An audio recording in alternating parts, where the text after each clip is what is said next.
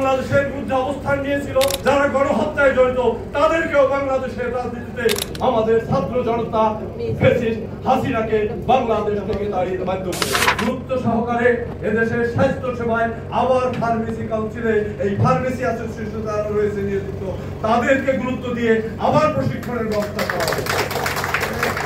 তাই এদেশের মানুষের পক্ষ থেকে আমরা বলবো, গত 17টি বছর আমরা দেখেছি বাংলাদেশের স্বাস্থ্য খাতকে ধ্বংস করে পার্শ্ববর্তী ভারতকে এই স্বাস্থ্য খাত তুলে দেওয়ার জন্য শেখ হাসিনা যে চেষ্টা করেছিলেন, বলবো একাধারে সফল হয়ে যাচ্ছিলেন, তার বিরুদ্ধেও আমাদের আন্দোলন ছিল। আমরা দেখেছি প্রত্যেকটা হাসপাতালে লক্ষ লক্ষ কোটি কোটি টাকার ইকুইপমেন্ট আনা হয়েছে, অথচ তা ব্যবহার করা হয়নি। শেখ হাসিনার ঔষধ নীতির কারণে আমরা দেখেছি বাংলাদেশের ভালো ভালো ঔষধ কোম্পানিগুলো এদেশ থেকে তাদের ব্যবসা গুটিয়ে সেই ইউরোপ চলে গিয়েছে।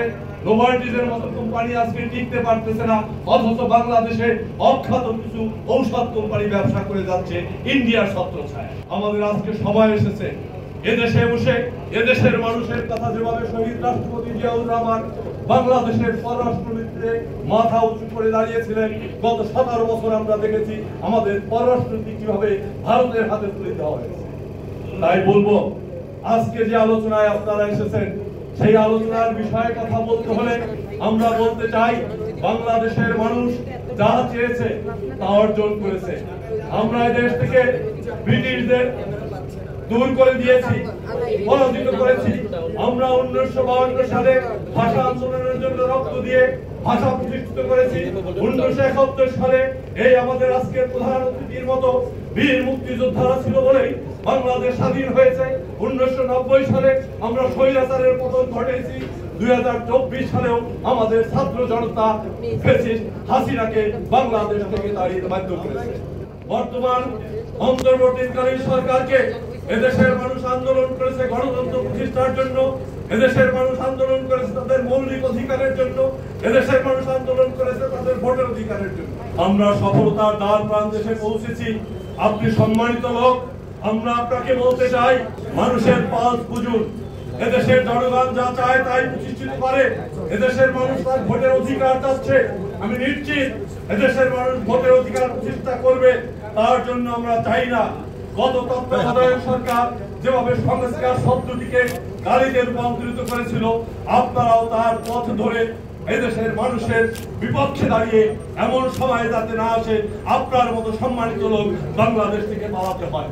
বাংলাদেশের রাজনীতিতে বিএনপি এদেশের মানুষের কথা বলে, বিএনপি দেশের মৌলিক অধিকারের কথা বলে, বিএনপি দেশের মানুষের জন্য 1971 সাল থেকে যখনই এদেশে মানুষের অধিকার প্রতিষ্ঠায় সংকট দেখা দিয়েছিল, তখন সামনে এসেছিল জিয়া পরিবার। 1971 সালে শেখ মুজিব বাংলাদেশ থেকে চলে যাওয়ার পরে শহীদ রাষ্ট্রপতি জিয়াউর রহমান মুক্তিযুদ্ধের স্বাধীনতার ঘোষণা দিয়েছিল। 1975 সালে আবার জিয়াউর রহমানের আবির্ভাব ঘটাতে হয়েছিল। ঠিক একইভাবে স্বৈরাচারের বিরুদ্ধে আন্দোলন করেছিল শেখ হাসিনা, ঠিক গত 17 বছর আন্দোলন করেছে তারেক রহমান। তাই বলবো, এদেশের মানুষ জিয়া পরিবারকে ভালোবাসে। আমরা দেখেছি গত 17 বছর এদেশের মানুষ গুম খুনের মধ্য দিয়ে বাংলাদেশের সম্পদ বিদেশে লুট করে নিয়েছে হাসিনা, হাজার হাজার মানুষকে গণহত্যার মধ্য দিয়ে। এবং আমরা দেখেছি এদেশের নারীর অধিকার পর্যন্ত তারা হরণ করেছে, তাই তাদের 300 এমপি সহ পালাতে হয়েছে। আজকে তাদেরকে নিষিদ্ধ ঘোষণা করা হয়েছে। আমরা এই নিষিদ্ধ ঘোষণা আরো 9 মাস আগে হওয়া উচিত ছিল বলে আমরা মনে করি। ঠিক একইভাবে বলেছি, 1971 সালে যারা বাংলাদেশের বিরুদ্ধে অবস্থান নিয়েছিল, যারা গণহত্যার সহযোগিতা করেছিল, যারা এদেশের মানুষের নারীদের ইজ্জত লুণ্ঠনে পাকিস্তানিদের সহযোগিতা করেছিল, যারা গণহত্যায় জড়িত, তাদেরকেও বাংলাদেশের রাজনীতিতে কোনোভাবে পুনর্বাসন করা হবে না।